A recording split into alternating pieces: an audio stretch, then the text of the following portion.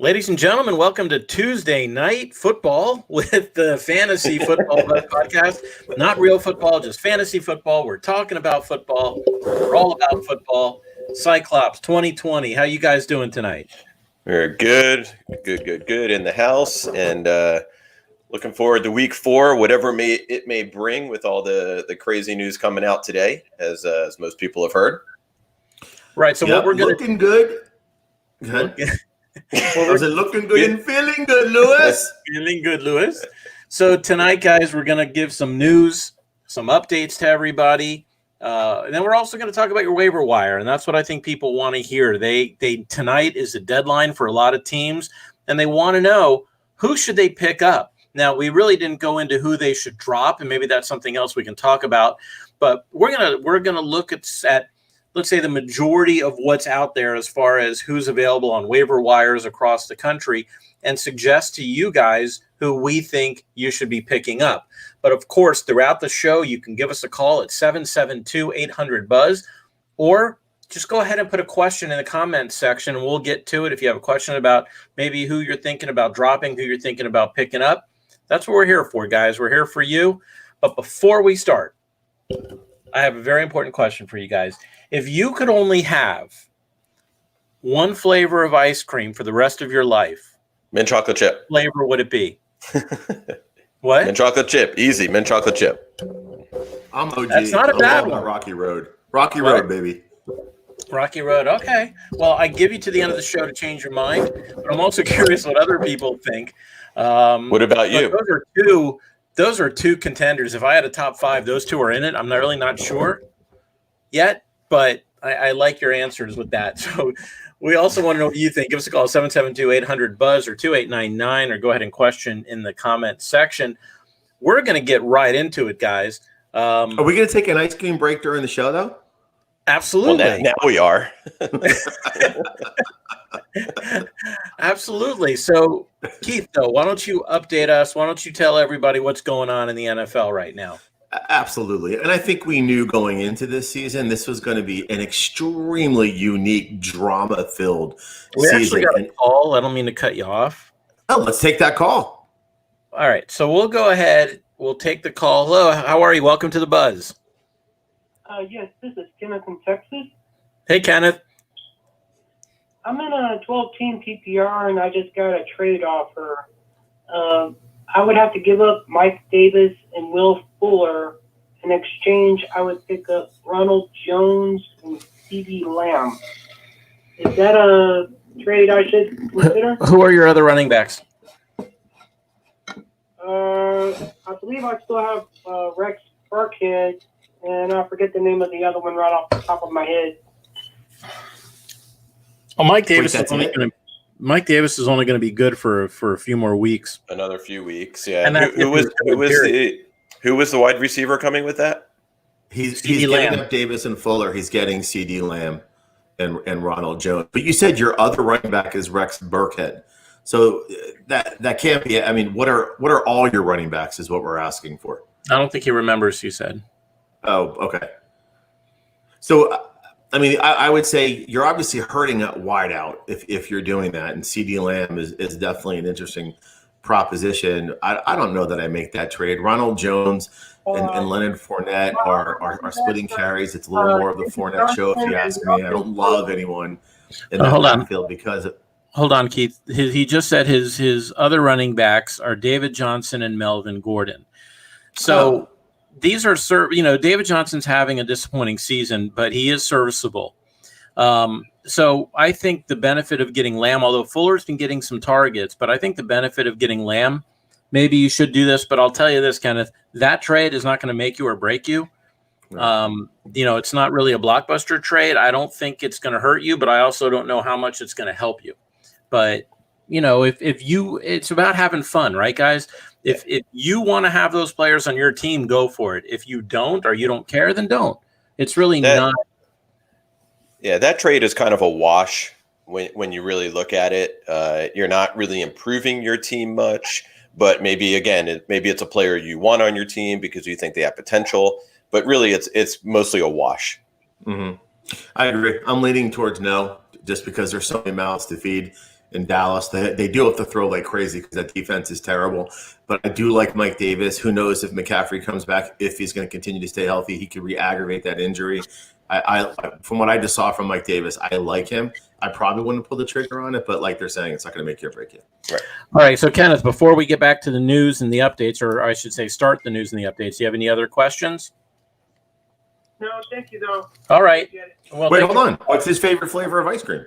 Oh, man, we missed that. All right. Commish! In the comment section, Kenneth. Post it in the comment section. Flavor of ice cream is. All right. Go ahead, Keith. All right. So we were talking about the never-ending series of drama that we're having. Let's get into the biggest news, and I'm sure most people know about this. And that's, of course, that the Tennessee Titans had 8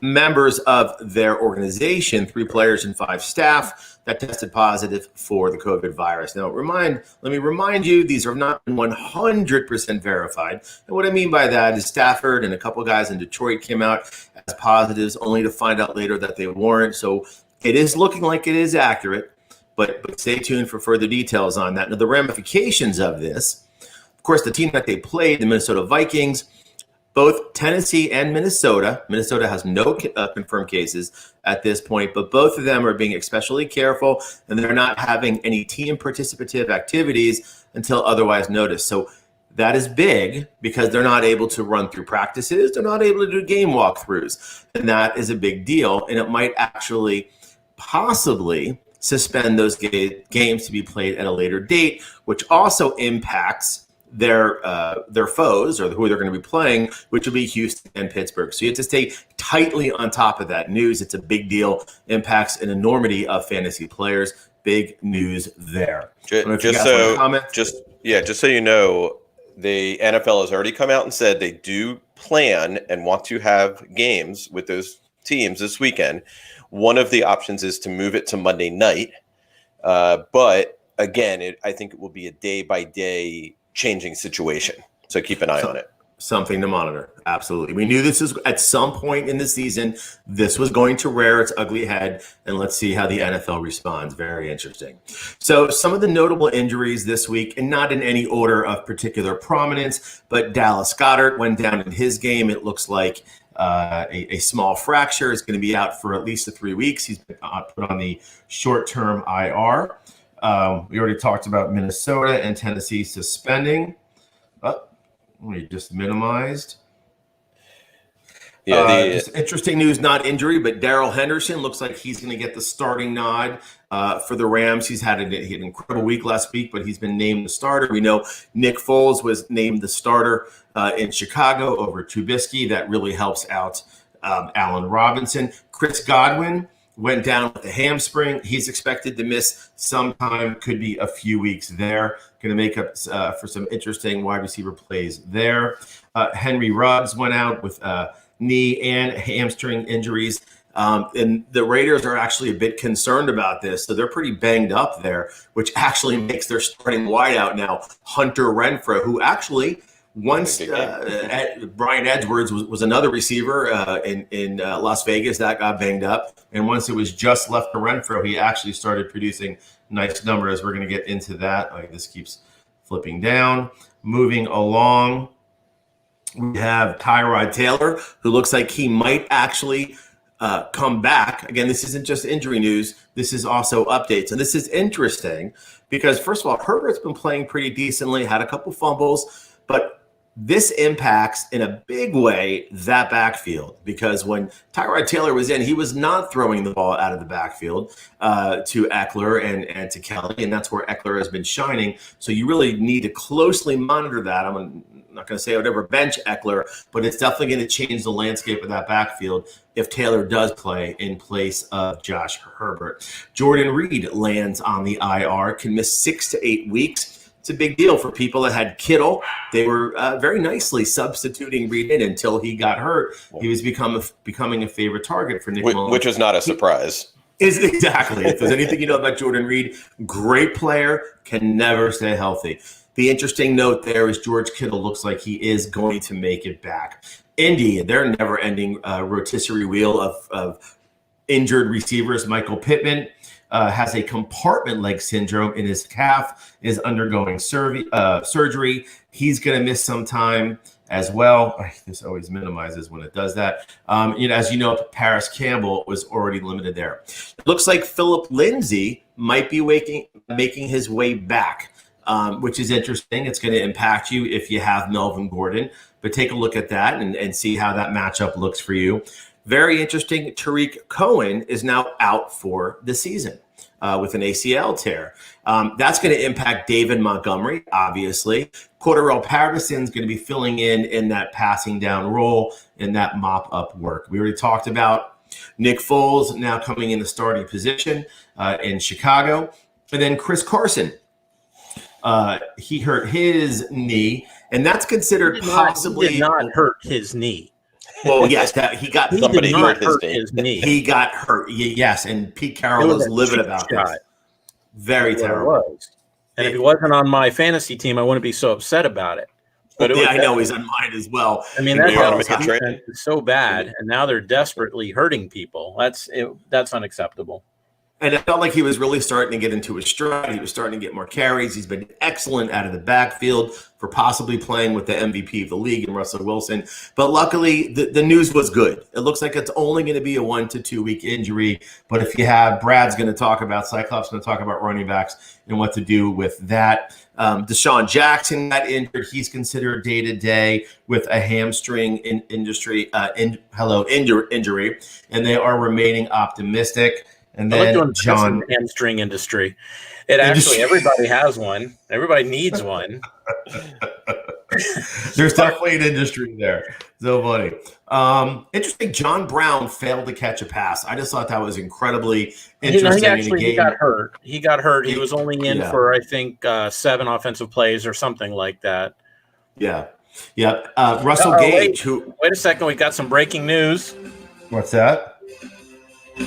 John Lubin has commented that his favorite flavor of ice cream is dulce de leche. So a little exotic for being the only ice cream you can ever have for the rest of your life. But, that's what he wants. I think I like it. Yeah, that's not in my wheelhouse. I'd get sick of it pretty quick. Yeah, that's not in my wheelhouse. Sorry. That's groundbreaking for me. Okay. Big news in Atlanta. Russell Gage, who's been filling in incredibly well in that third receiver set, which they're pretty much always in, and especially with Julio Jones not playing, he has now been injured, went out of the game early, and he is looking like he's going to be in the concussion protocol. It's nice that it's going to be on the earlier side of the week. Probably not going to be playing week 4. You want to make other arrangements, stay closely monitored on that. But Gage did suffer a concussion. All right. And that is the major news, the major industry. Into the industry now I got you. Now you got this industry week. on the mind. Drugs are we appreciate that. There's a lot of things. There's a lot of things to monitor there. Right now we don't know until the injury report comes out what people are going to do with Chris Carson or what people are going to do with Julio Jones, for example. We know that both of them, that the news is not bad for either of them. It's just whether or not they're going to play this coming week.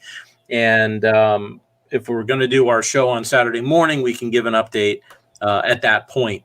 And if anybody has any questions about any injuries or updates, give us a call at the Buzz, 772-800-BUZZ, or comment your question. We also want to know what flavor ice cream that you would eat if you could only have one for the rest of your life. Brad, we do want to talk about the idea of what happens if you have players who are on these teams that may not end up playing, whether it's Tennessee, whether it's Pittsburgh, whether it's Minnesota. What do you do? This is, we talked about this all preseason. We talked about this right up to week 1, and even since then. What do you do is you have to prepare for it. This really was not the year for stacking, right? We've had, you want Corey Davis and Tannehill, or Tannehill and Henry. Well, this year, something like that happens, and you're in big trouble. Now, we don't know what's going to happen this week, so you have to prepare your team for it starting now.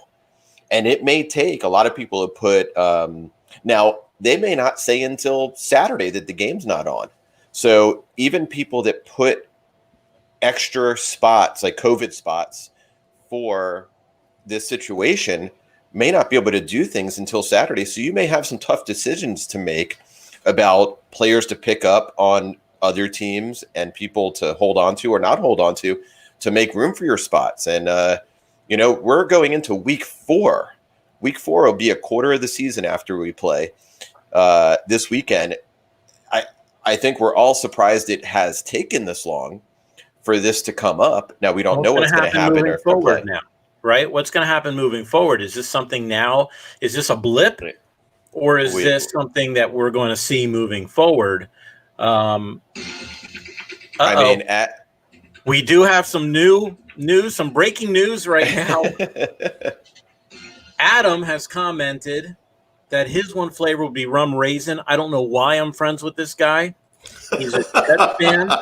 He would only have rum raisin for the rest of his life. There's some major issues going on in that young man's brain. Is there not a beer? Is there not a beer flavored ice cream? Oh, I was just gonna say. I wonder he went with rum raisin. I'm going to take that back, Brad. Because in lieu of a beer flavored ice cream, he's going with the rum raisin. All right, I take back what I said. All right, so just so our listeners know, Adam has put in a comment, and yes, I played Adam in one of our leagues this week, and yes, he beat me. Yeah, he beat me. Okay, I'll take it. It was 160 something to 130. It wasn't like I didn't score points.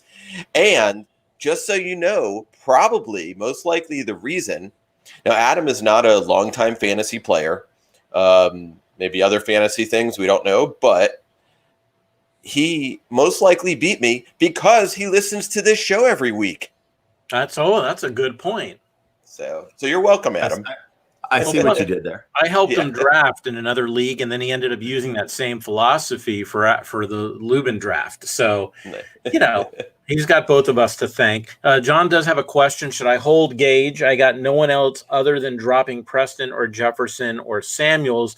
Preston. I think Preston is somebody you can drop in the event that you need to find a spot for somebody. Jefferson is just coming on. I'd hold on to him. Curtis Samuels now is definitely. I'm sorry. Definitely. If it's Curtis, not Debo, is that Debo or if is it Curtis? It depends, because while CMC is out, Samuels is going to be. We saw it last week. He got targeted, I think, 5 times. They were using him as running back. They were using him as a running back in the game. Well. Yeah. So I would hold on to Jefferson and Samuels. As far as Gage, we don't know. I think it's going to be. I know we're talking about ice cream tonight, but I think it's going to be a flavor of the week in Atlanta. Whether it's going to be Hayden Hurst, whether it's going to be Julio, whether it's going to be Calvin Ridley. I think we're going to see the ball being spread around a lot. And who knows, man? They're in big trouble in Atlanta. Yeah, that coach is way on the hot seat. So I think you're going to see some things change in there in Atlanta. I don't know how they do it, but they're going back to when the Patriots came back in the Super Bowl, using that as a parameter for what's happening now, and they've had this kind of hex against them since that happened. And boy, is it rearing its head this year. Yeah, how do you blow 2 20-point leads in consecutive weeks? It's not easy. It can't be easy. Unheard of. Anyway. All right, guys, so let's do this. And I know, Brad, before we get into our waiver wire, I do have a trivia question that I want to throw out there. The ice cream is a fun question, but I actually have a trivia question that I'm hoping somebody out there will know the answer to. We know the answer, but I'm hoping somebody out there. This comes courtesy of Jonah. We were watching the Kansas City game last night, and for those of you who saw, Eric Fisher, their offensive tackle, he scored a touchdown. So when he did, he became the first overall draft choice to catch a touchdown pass since who? Who was the first overall draft pick in the NFL draft who caught a touchdown pass before Eric Fisher did last night? So let us know what you think. Give us a call, comment, let us know. It's very interesting when we give the answer. We'll talk about that later. In the meantime, Brad, you wanted to kind of mention or briefly go over, because I know John brought up the idea of Jefferson. You wanted to talk about these rookie receivers. I mean, a lot of focus has been on the rookie running backs, right? But what's going on with the rookie receivers? So I have a question for you right now. Right, we've seen, some of these rookies have some nice weeks and whatnot. If I asked you right now, after 3 weeks, which rookie receiver has the most fantasy points, who would your first instinct be? Well, because of last week, I would say Jefferson. Okay, but it's probably not right. I would say Jefferson or Higgins. or CD Lamb. Yep. Or CD Lamb, right. Okay. So it is actually Jefferson. And yes, exactly right. Since this last week where he went 7 for 175 and whatnot, and depending on your scoring system, I have him as 31 points. And he's got a total of 40.5 points for the season so far. He went 3.6, 5.9, and then all of a sudden, the quarterback, Cousins is playing like an all-pro. Week 3 when he had minus points the week before. What happened? I don't know. But Jefferson all of a sudden looks really, really attractive, right? Then you have, so I'm gonna roll down the first few. Now Jefferson was rated preseason as the number 8 or 9 rookie wide receiver. Really? I thought he was higher. To take. It depends how you're rating them. You look at different places and whatnot. CD Lamb, the most consistent, right? He's got 9, 15, and 11 points. So even though he had that one, a couple nice games and he's getting the ball, he's not really getting the touchdowns, but he is getting targeted. Then you go to Claypool, Shenault, 28 points, 26 points, Judy. Then Higgins really didn't do anything until week 3, had 5 points before then. And then he gets a couple touchdowns and some yards, right? So it's kind of all over the place. I guess the question is, out of this group, who do you want going forward? I mean, really at this point, it's those top 2 guys, right? Jefferson looks like he's going to be a much bigger part of the offense there. CD Lamb, most people probably have already. Jefferson, and I know you're going to get into pickups, but would probably be the one guy who I would want to pick up on waivers. I think you're leaving one guy out that's looking pretty attractive right now in a pretty depleted wide receiving core. Ayuk. Brandon Ayuk. Yeah. He had a nice week, 18 points. He had 3, and then he did not play week 1. So, agreed. They don't have much there for sure. Yeah, it's interesting. And I think Judy has showed us that he belongs in the league, but unfortunately, they're going to have Rippon thrown to him. Yeah. And is that Mark Rippon's son, by the way? I'm trying to it's his nephew. It's his nephew. Yeah. So he's in trouble in that there's really nobody good to throw to him. And I actually drafted Judy in 2 of my leagues, and mainly because Drew Lock was the quarterback. I'm not dropping him. He still had a good week last week, but also Ruggs, before he got hurt, was somebody that a lot of people thought was going to do well, and he disappeared. And then, before he got hurt, even he wasn't picking up. He wasn't doing much.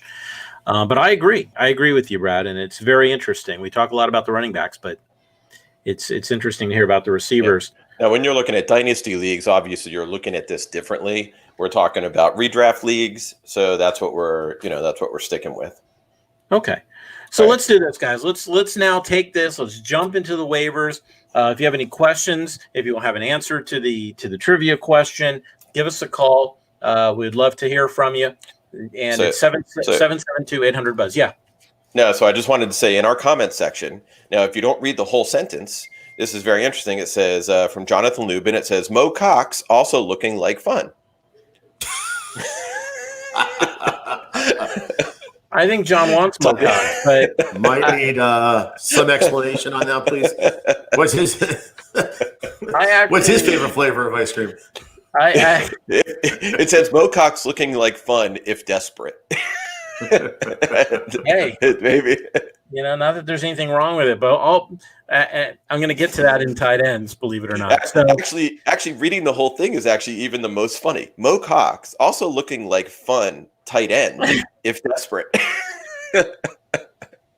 Sounds like a cry for help. We're like, no, Yeah. it is. Okay. We've jumped the shark. We really have. All right, guys, let's jump into the waiver wires. Let's see who's out there. I'm going to start off, guys, with quarterbacks.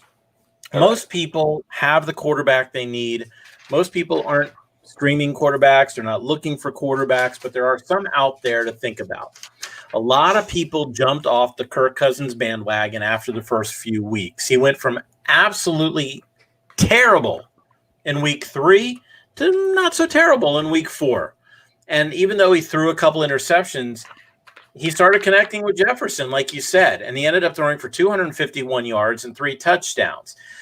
So the fact that Jefferson is now somebody he can trust, that gives him Thielen, it gives him Jefferson.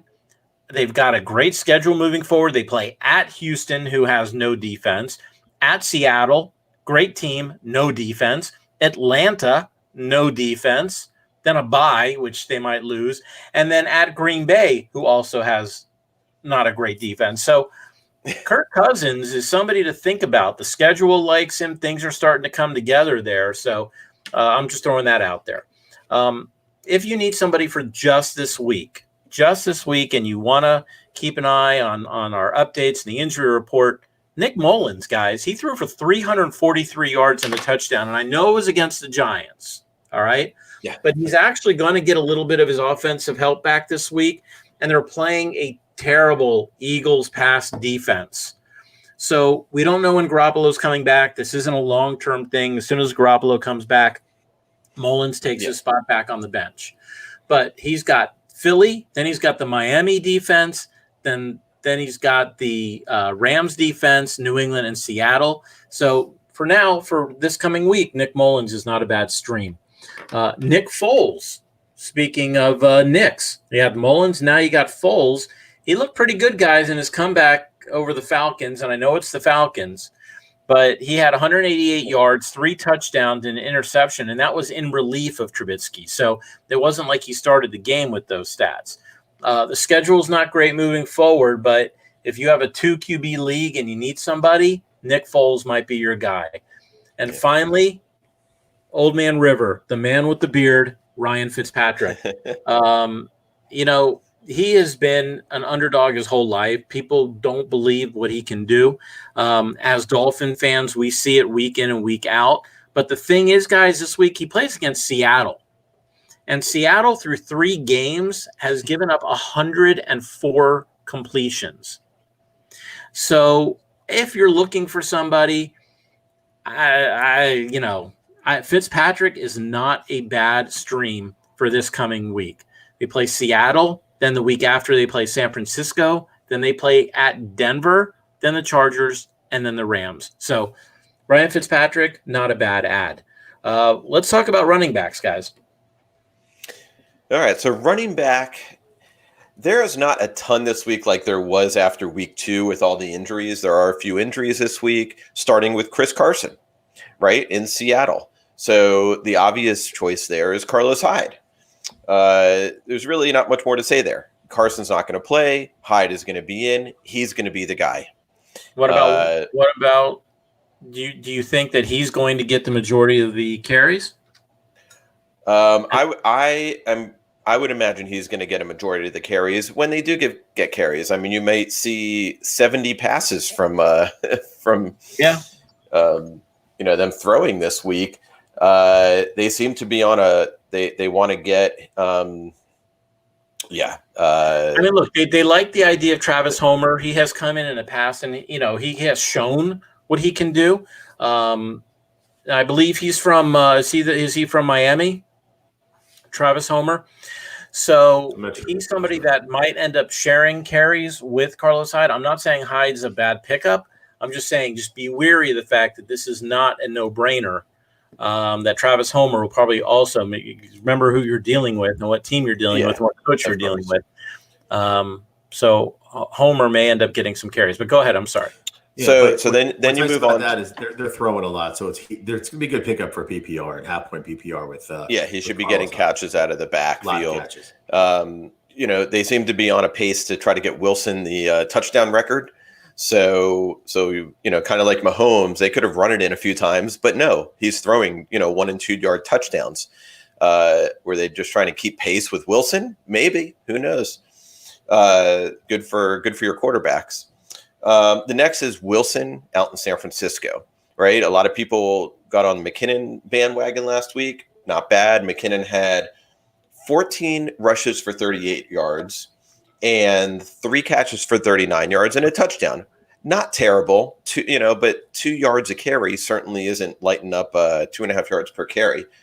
Wilson is worse, but probably ends up with more points because he had 15 yards rushing on 12 carries, 54 yards receiving on 3, but had a touchdown in each. I think you'll see split time there. So picking up Wilson, and they play. San Francisco plays.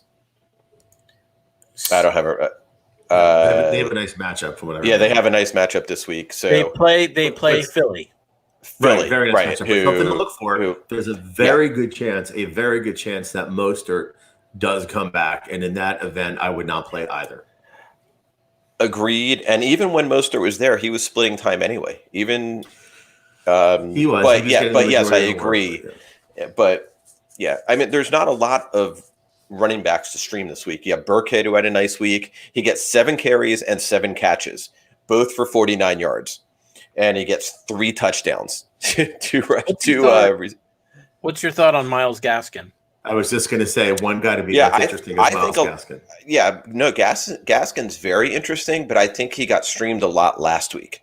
After week 2, I think he was off of most people's boards going into this week. That's why I didn't bring him up. But so what do you do? So let me ask you this: there are people who picked up Malcolm Brown. There are a lot. The first week or the second week, there are people who picked up Hines. There are people that picked up Devontae. Oh, I picked up Devontae Freeman last week. Do you think any of those guys should be dropped in favor of Gaskin? Freeman, I would hold on to at the moment, although the Giants look awful. Yes, but I would hold on to him at the moment.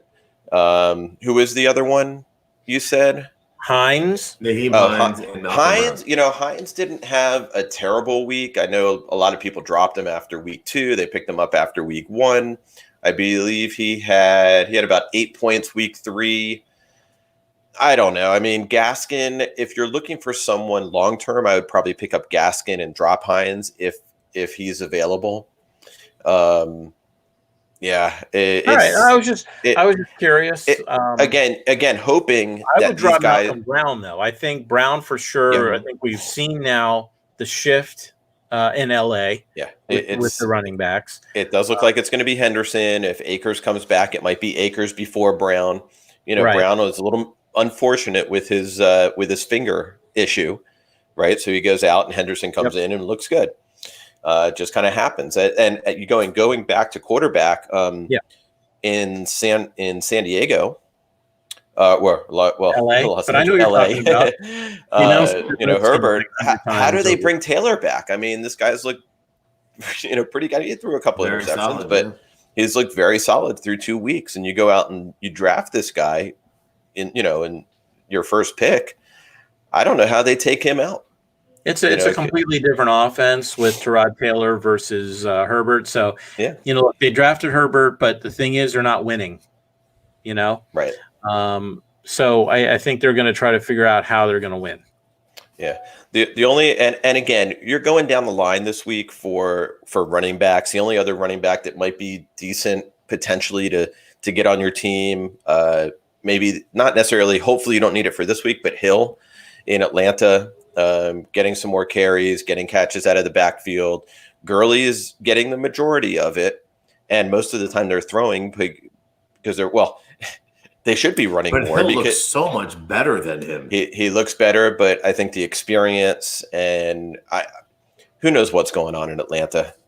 Nobody really knows, and including them. Exactly. But I think that could be someone, even going down the road a little bit, you might want to, if you have place, you could stash him on your roster because if the coach gets fired or things change there, whatever the case may be, he could be someone that sees a lot more action later in the season. Okay. All right, great. So you know what? We're running out of time. We promised that we would be done before the debate tonight. So let's jump to wide receivers. Keith? Yeah, so it's interesting. A lot of the quarterbacks that you were talking about, because of the way they're performing, actually translates to some of the receivers that we're now seeing out here that are really blossoming. And it is a lot of these rookie wide receivers that are available in quite a few of the leagues, starting with obviously Justin Jefferson, who did definitely get drafted in some redraft leagues, but I'm showing that he's still available. He's only on 33% of rosters. So if he's out there, he's obviously going to be a hot waiver wire pickup, and he's probably going to be the number one waiver wire pickup. Moving along, I also like Alshon Jeffrey. He looks like he's going to come back and he's going to start playing. And that's that big-bodied receiver that Carson Wentz is needing right now. Goddard just went down. Deshaun Jackson has not been doing it. He's looking a little injured. So if Jeffrey is out there, unless he was being stashed, he's going to be a nice-looking pickup because they just have not many people other than Ertz to throw the ball to. We talked about Brandon Ayuk. He's looking like he's starting to pan out as Nick Mullins' favorite target. Kittle is coming back. I think that might actually help him because they won't be able to hone in on him. So that's going to be a nice pickup. And like we said, Nick Mullins has been looking pretty good. And another rookie wideout that's very under the radar is T. Higgins. AJ Green is not looking like AJ Green. I think all the years of injuries have started to catch up to him. He's not in that same AJ Green football shape, and T. Higgins showed that he was a nice little target for Joe Burrow in the red zone, and he's looking like a nice pickup. With Chris Godwin down, Scotty Miller's out there, but ahead of him, I got to tell you, someone I like if he's out there, and he very well might be, is Jamison Crowder. I know the Jets are absolutely awful. Reisner's are going to go nuts for this. And he knows. I hate that offense. But the fact of the matter is Sam Darnold can throw the ball. And when he has a receiver that's healthy, he tends to focus on them and pepper them with targets. Crowder is a fantastic PPR receiver. And if he's healthy, you can expect this guy to get targeted a minimum of 10 times a game. He's a great route runner, and he's putting up a lot of points when he's in and when he stays healthy. You've got Chenal in Jacksonville. That's a nice pickup. If he's still out there, I know he was probably drafted, but a lot of people missed on him. And we already talked about Curtis Samuel, who's looking good in Carolina, also getting some rushing play. You love that when a receiver gets the ball out of the backfield for handoffs as well. And then the last guy, with John Brown getting injured, Cole Beasley already showed he's looked pretty good. And he's been around for a bit. He's got a nice little chemistry going on with Josh Allen. So Cole Beasley is also a nice little pickup for you. Something about Cole Beasley. It's really funny. Next time he's on TV, and Jonah pointed this out to me, it's hilarious. But he's always falling down. Constantly. And I know, but now that I've told you that, you're not going to be able to not notice that. Of course, we have to watch that. All right, so I'll tell you what. Yeah, go ahead. One last one to put out.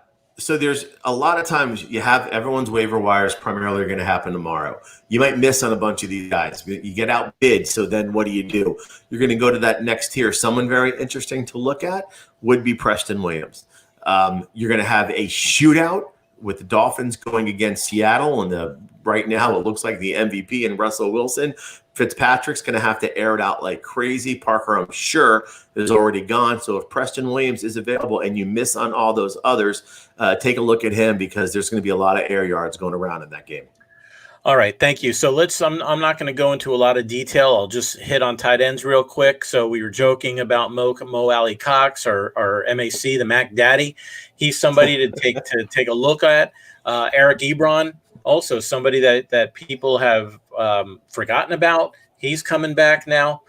Jimmy Graham, a guy who people had forgotten about, and all of a sudden he's seen 17 targets over 3 games. So if you need a tight end, Mo Alley Cox, Eric Ebron, or Jimmy Graham are definitely guys for you to consider. Let me see here. Okay, that was nice and quick through the tight ends. Yeah, people don't want to. Yeah, did Kamish say he's going to hit on tight ends? I am going to hit on tight ends. So to answer the question, by the way, guys, Eric Fisher, who scored the touchdown last night, the person who did it before him was actually Keyshawn Johnson. He was the number 1 overall pick in 1996. And this is what I found interesting. Since then, there's been 24 picks, 17 quarterbacks. This is first pick overall. 17 quarterbacks, 3 offensive linemen, and 4 edge rushers. And it was the offensive lineman who catches the pass, which I thought was very interesting. I'll tell you, if Marcus Mariota had been the number 1 pick, he caught a touchdown pass. There are some quarterbacks who have caught touchdown passes, but none of the number 1 overall picks ever caught a touchdown pass. And that's our trivia question. I think that Rocky Road was the right answer on the ice cream question. Wow. So, Keith, you're going to win a $25 gift certificate to Jackson's Ice Cream. Woohoo! You can get. It's also known as Heavenly Hash for those of you with ice cream trivia. So, guys, are we going to do this again Saturday morning? Yes. Okay. Yeah, the plan is I may or may not be there. We'll see. But, yes, we'll do it again Saturday. If you have any questions during the week, send us put it out on Facebook. We'll answer the questions, in the new group and or on our page. So yeah, Saturday will be our stardom situm, guys. We're going to let you know. You've got your roster in front of you. Who should you start? Who should you sit? If there's any free agents out there that weren't picked on the waiver wire, remember, for every waiver that gets picked up, somebody drops somebody. So you never know. There might be a gem. There might be somebody interesting waiting there. In our league, for example, Evan Ingram was actually dropped. So there are going to be people out there that you might want to pick up. Give us a call Saturday, comment Saturday, watch, listen Saturday, and we will be there for you. Guys, Keith, Brad, any final words? I say enjoy the next shootout, which is called the presidential debate coming up in just a few minutes. So enjoy that. Get your popcorn. And we will see you on Saturday. All right, guys. Take care.